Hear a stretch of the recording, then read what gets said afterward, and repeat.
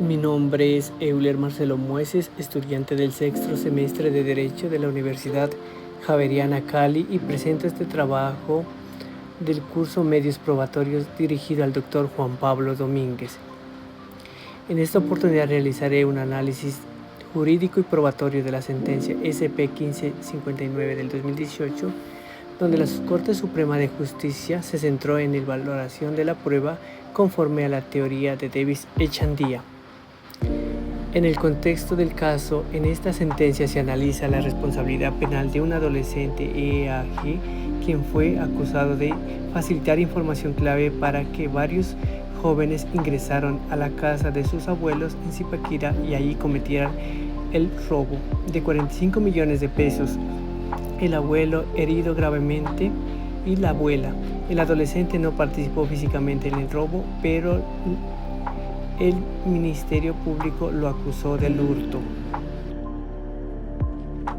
La Corte Suprema de Justicia adoptó un enfoque basado en la sana crítica y el método deductivo y reconstructivo en el particular, valorando los testimonios iniciales del acusado, analizando los indicios indirectos. Por ejemplo, los agresores fueron directamente al lugar exacto donde se encontraba el dinero, lo que implicaba un conocimiento privilegiado.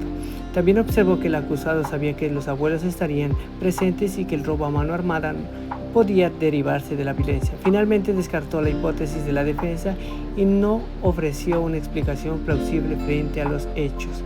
En conclusión, la Corte consideró que el adolescente actuó con dolo eventual y aceptó el riesgo, y sus abuelos pudieron morir durante el robo que ayudó a planear. Análisis desde Davis Echandía. El maestro Davis Echandía sostiene que la prueba debe evaluarse conforme a la sana crítica y la reacción, es decir, con criterios lógicos de la experiencia y la psicología. En este caso, la Corte valoró las primeras versiones testimoniales de los coautores por espontáneas y detalles. Además, los indicios indirectos, como el conocimiento exacto del dinero y la entrada de la casa, adquieren un valor fuerte dentro de una estructura lógica. El dolo eventual también se sienta desde estas perspectivas en el acusado. No quiere directamente la muerte, pero sabía que era una posibilidad en el caso. Desde este enfoque se aprecia un valor coherente y razonable y justa a la realidad del caso, lo cual legitima la decisión judicial. Según Davis Echandía, la declaración se valoran por su coherencia y su contexto. La versión inicial de los coautores tiene más peso que la restricción.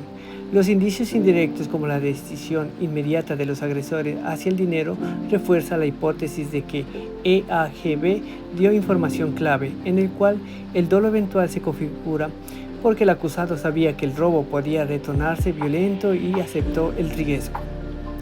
Así, desde este enfoque, la prueba se valora con lógica, coherencia y en el contexto, lo que permite sustentar su responsabilidad penal. Pone Davis Echandía. Davis Echandía es uno de los autores más influyentes de la teoría general de la prueba en América Latina. Planea que la valoración probatoria debe de hacerse mediante la sana crítica, la racional, que se compone de tres elementos fundamentales: lógica, psicológica y experiencia común. En la lógica, el razonamiento debe ser coherente y sin contradicciones. En la psicológica, debe de tener en cuenta cómo reacciona y actúa el ser humano ante ciertas situaciones. La experiencia común, lo que normalmente sucede en la vida real según el sentido común.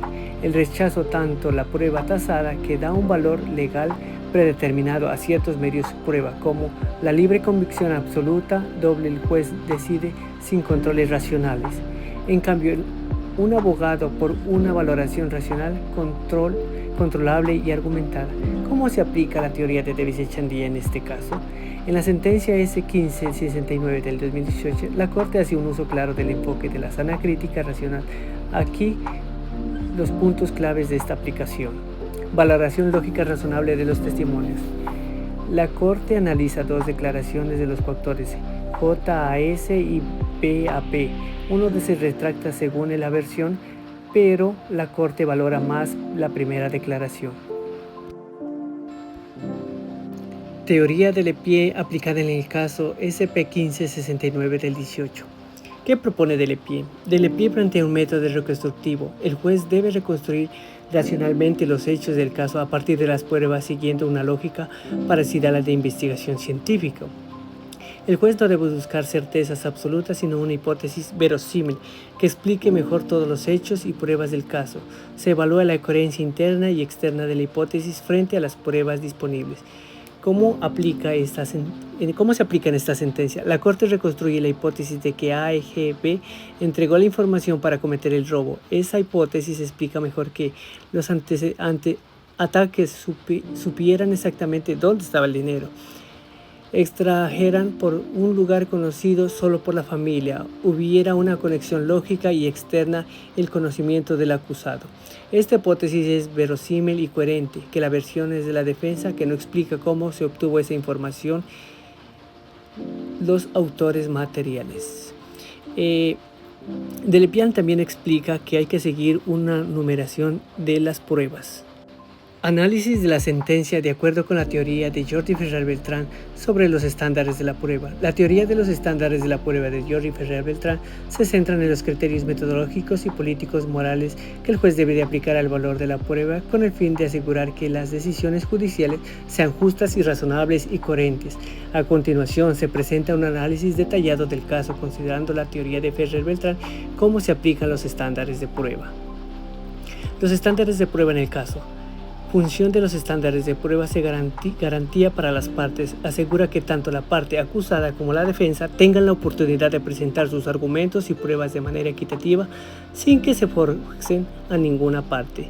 Criterios de la justificación. Establece los requisitos y condiciones bajo los cuales se puedan considerar probadas las hipótesis en un proceso judicial. Distribución del riesgo de error. A los estándares de prueba que permite distribuir de manera adecuada el riesgo de un error judicial, es decir, evitar que se condene a una persona inocente o que se absuelva a un culpable. Criterios metodológicos según Ferrer Beltrán. Prueba objetiva y no subjetiva. Ferrer Beltrán sostiene que los criterios metodológicos de las pruebas deben basarse en criterios objetivos y no en elementos subjetivos del juzgador. El juez debe contratarse en hechos demostrables y no en una percepción personal.